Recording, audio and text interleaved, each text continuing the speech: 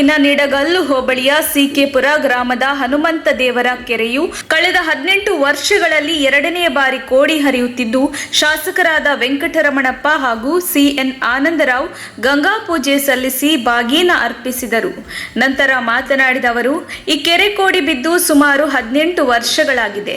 ಈ ಊರಿನ ಗ್ರಾಮಸ್ಥರಿಗೆ ಎಲ್ಲರಿಗೂ ಒಳ್ಳೆಯದಾಗಲಿ, ರೈತರು ಜಮೀನುಗಳಲ್ಲಿ ಎಲ್ಲರೂ ಬೆಳೆ ಬೆಳೆಯಲು ಇಂದು ನಾನು ಶುಭ ಹಾರೈಸುತ್ತೇನೆ ಎಂದು ತಿಳಿಸಿದರು.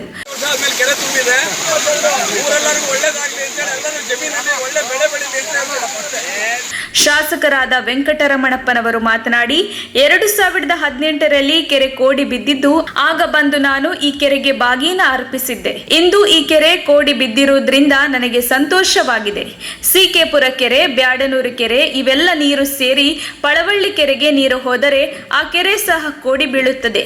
ತುಂಬಿದ ಕೆರೆ ಕಟ್ಟೆಗಳಿಗೆ ಕೃತಜ್ಞತಾರ್ಪಣ ಮನೋಭಾವದಿಂದ ಪೂಜೆ ಸಲ್ಲಿಸುವುದು ನಮ್ಮ ಭಾರತೀಯ ಸಂಸ್ಕೃತಿಯಾಗಿದೆ ಎಂದರು.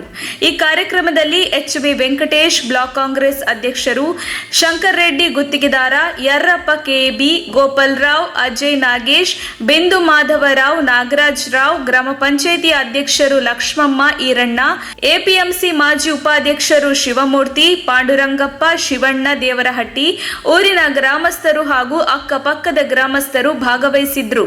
ವರದಿ ರಾಮಪ್ಪ, ಸಿಕೆಪುರ, ಪಾವಗಡ ತಾಲೂಕು. ಬಂದಿರಲಿಲ್ಲ. ಇವತ್ತು 2022ಕ್ಕೆ ನಾನೇ ರಂಗ ಪೂಜೆ ಮಾಡಿದ್ದೀನಿ. ಬಹಳ ಸಂತೋಷದ ಕೆರೆ